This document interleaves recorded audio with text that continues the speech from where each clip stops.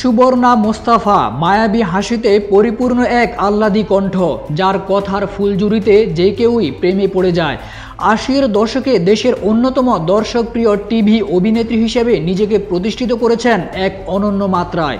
প্রাণবন্ত অভিনয় আর নজর কাড়া সৌন্দর্যে জায়গা করে নিয়েছেন দর্শক হৃদয়ে।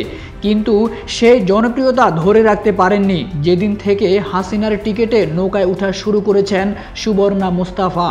বিভিন্ন সময় হয়েছেন বিতর্কিত এবং সমালোচিত। নেটিজেনরা মনে করেন তিনিও বাতাবি লেবুদেরই একজন। দর্শকপ্রিয় সুবর্ণা মোস্তফা অভিনয়ের পাশাপাশি রাজনীতির সঙ্গেও ছিলেন যুক্ত। নানান সময়ে আওয়ামী লীগের রাজনীতিতে ছিলেন একজন সক্রিয় নেত্রী। ২০১৯ সালে বিতর্কিত একাদশ জাতীয় সংসদ নির্বাচনে আওয়ামী লীগের টিকিটে বিজয়ী হয়ে হন সংসদ সদস্য। ২৪-এর কোটা সংস্কার আন্দোলনে ছাত্র জনতার উপর স্বৈরাচার আওয়ামী সরকারের দমনপীড়ন চলাকালে সরকারের পক্ষে অবস্থান নিয়েছিলেন সুবর্ণা মোস্তফা। বাদ যাননি তার স্বামী বদরুল আনাম সৌদ।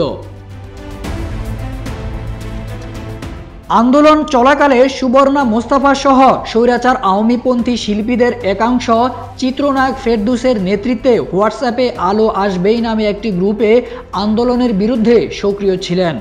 অসহযোগ আন্দোলন পরবর্তী সময়ে ৩ সেপ্টেম্বর সামাজিক যোগাযোগ মাধ্যমে ওই হোয়াটসঅ্যাপ গ্রুপ সংশ্লিষ্ট কিছু স্ক্রিনশট ছড়িয়ে পড়ে, আর এতেই দেশ জুড়ে নানা কটাক্ষের শিকার হন এই গ্রুপের সব সদস্যরা। সুবর্ণা মোস্তফা বিয়ে করেন ঢালিউডের জনপ্রিয় অভিনেতা হুমায়ুন ফরিদীকে। দীর্ঘ ২২ বছরের সংসার ভেঙে ২০০৮ সালে ফরিদীর সঙ্গে বিবাহ বিচ্ছেদ করেন। পরবর্তীতে বিয়ে করেন চলচ্চিত্র পরিচালক বদরুল আনাম সৌদকে। ৫ আগস্টের পর থেকে অনেকটা আত্মগোপনেই ছিলেন সুবর্ণা মোস্তফা। জানা যায় থাইল্যান্ডে পালিয়ে যাওয়ার সময় সুবর্ণা মোস্তফা এবং তার স্বামীকে শাহজালাল আন্তর্জাতিক বিমানবন্দরের ইমিগ্রেশনে আটকে দেওয়ার পর ফেরত পাঠানো হয়েছে।